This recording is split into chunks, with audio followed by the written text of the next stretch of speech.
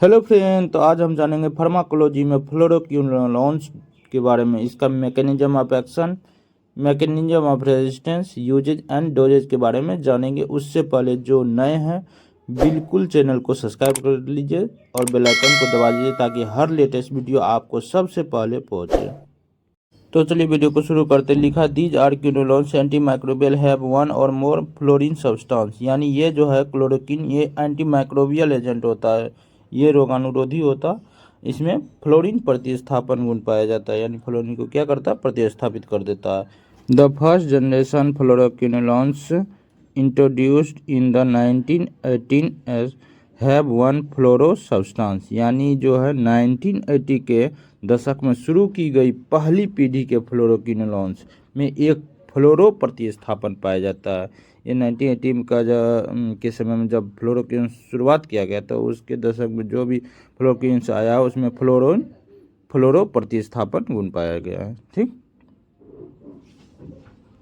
इसके बाद लिखा in the 1990s compounds with the additional fluoro and other substance have been developed further extending antimicrobial activity to gram-positive bacteria and anaerobes and or conferring metabolic stability longer t-half, यानी 1990 के दशक में अतिरिक्त फ्लोरो और अनप्रतिस्थापन वाले यौगिक को ग्राम पॉजिटिव बैक्टीरिया और एनारोबिक में एंटीमाइक्रोबियल गतिविधि को आगे बढ़ाने या चयापचय को स्थिरता प्रदान करने के लिए विकसित किया गया था।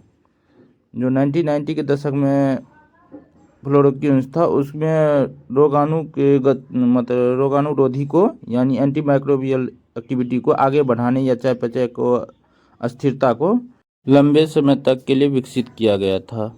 इसके बाद अगले पेज पर आपको फ्लोरोक्विन ड्रग को दो भागों में बांटा गया, फर्स्ट जनरेशन ड्रग और second generation drug. First generation drug में आता है नॉरफ्लॉक्सासिन, सिप्रोफ्लॉक्सासिन, ओफ्लॉक्सासिन, परफ्लॉक्सासिन, और सेकेंड जनरेशन में आता है लिवोफ्लॉक्सासिन, एमोक्सिफ्लॉक्सासिन, जेमिफ्लॉक्सासिन, प्रूलिफ्लॉक्सासिन, लीमोफ्लॉक्सासिन, अस्पारफ्लॉक्सासिन, ये सारे फ्लोरोक्विन ड्रग हैं।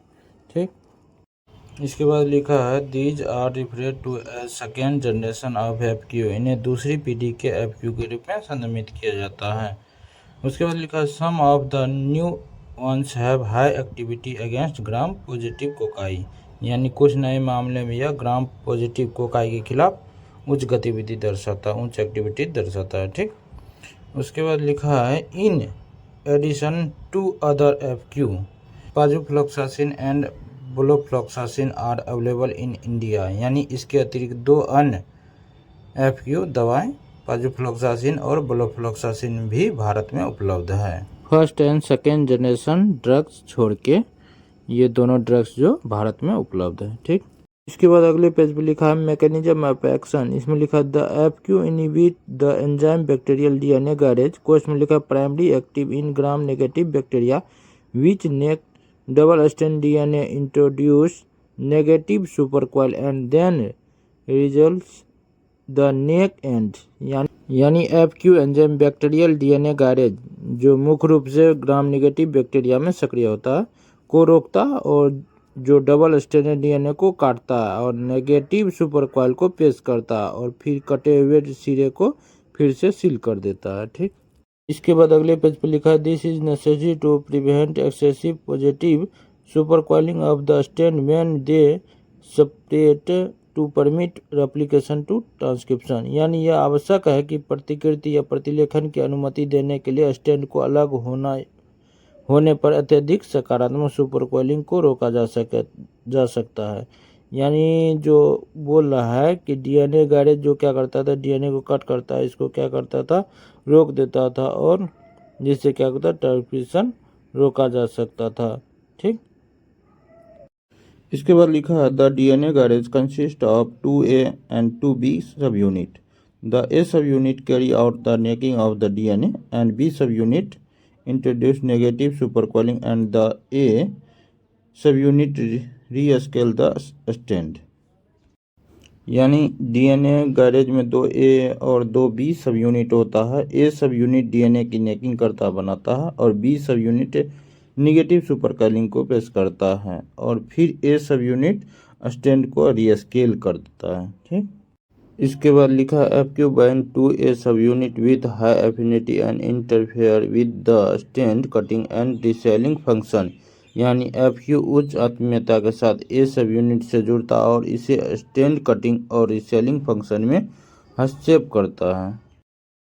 इसके बाद लिखा है in gram positive bacteria the major target of FQ action is similar enzyme topoisomerase 4 which nicked and separated daughter DNA strand after DNA replication, यानी ग्राम पॉजिटिव बैक्टीरिया में FQ क्रिया का मुख्य लक्ष्य एक समान एंजाइम टोपोआइसोमरेज 4 है जो DNA प्रकृति के बाद पुत्री DNA स्टैंड को काटता है और अलग करता है। यानी ये FQ जो है क्रिया कैसे करता है, तो ये टोपोआइसोमरेज 4 की सहायता से DNA के रेप्लिकेशन कराने के बाद DNA के स्टैंड को काटता है और उसको अलग कर देता है।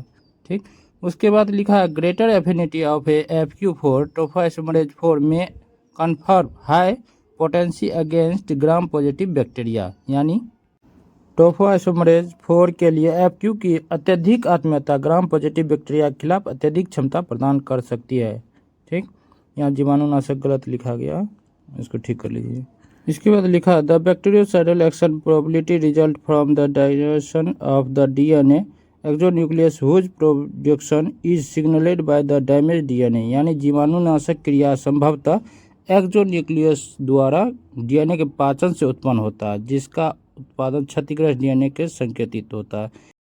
इसके बाद लिखा है In place of DNA garage of topoisomerase 4, the mammalian cell process in enzyme topoisomerase 2 that also remove positive supercoiling, which have very low affinity of the FQS, hence the low toxicity of host cell, यानी DNA garage या topoisomerase 4 के स्थान पर स्तनधारी कोशिकाओं में topoisomerase 2 नामक enzyme पाया जाता है जो सकारात्मक सुपरकॉइलिंग को भी हटाता है, जिसकी FQ के प्रति बहुत कम बंधुता होती है, इसलिए मेजबान कोशिकाओं के लिए इसकी विषाक्तता कम होती है।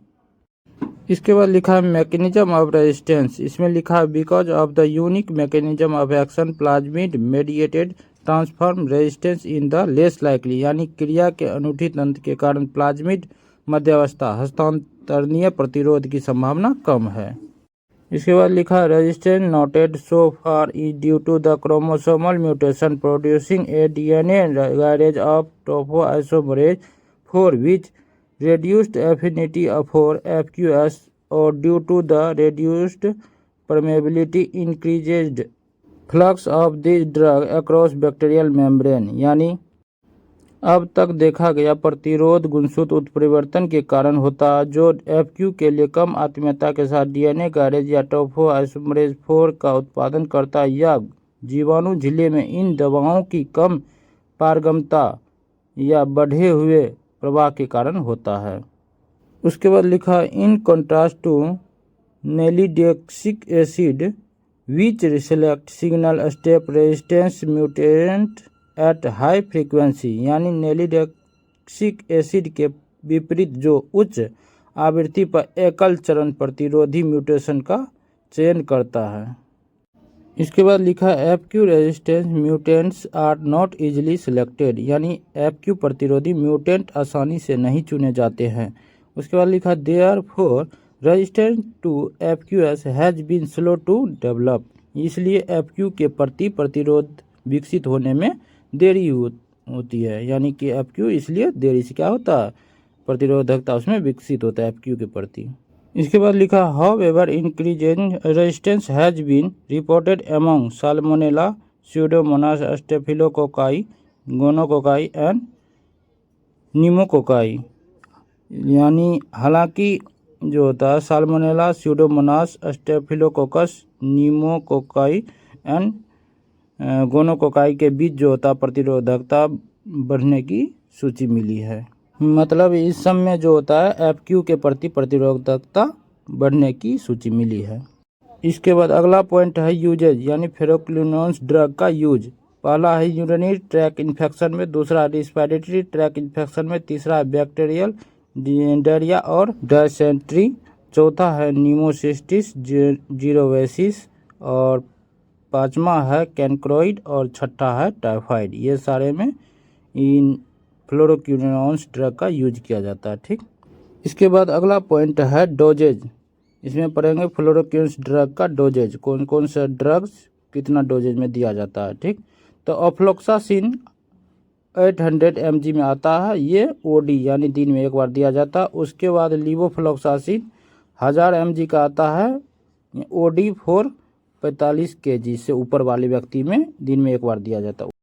उसके बाद moxifloxacin 400 mg OD body weight यानी बॉडी वेट के हिसाब से ओडी दिन में एक बार दिया जाता है। उसके बाद फॉर टाइफाइड फीवर यानी टाइफाइड फीवर के लिए कौन कौन से ड्रग्स है फ्लोरोक्विनोलोन्स में, तो यह है सिप्रोफ्लॉक्सासिन 750 mg बीडी यानी दिन में 2 बार मोस्टली यूज सबसे ज़्यादा यूज किया जाता है इसका। उसके बाद ऑफ्लोक्सासिन 400 mg बीडी यानी दिन में 2 बार यूज किया जाता है। उसके बाद levofloxacin 500 mg OD and BD दोनों यूज किया जाता है, दिन में एक बार या 2 बार दोनों यूज किया जाता है। आर नियरली इक्वली एफिशियस अल्टरनेटिव यानी समान रूप से ये समझ टाइफाइड फीवर के लिए प्रभावी विकल्प है। तो ये वीडियो आपको फ्लोरोक्विनोलोन्स के बारे में था, तो हम उम्मीद करते हैं कि आपको समझ में आ गया होगा। यदि समझ में नहीं आया तो कमेंट करके ज़रूर बताइएगा, और ज़्यादा से ज़्यादा वीडियो को लाइक कर दीजिए, सब्सक्राइब कर दीजिए और बेल आइकन को दबा दीजिएगा। ठीक, और शेयर कीजिएगा अपने फ्रेंड्स के साथ। Thank you, bye bye, take care. Like, comment, and subscribe.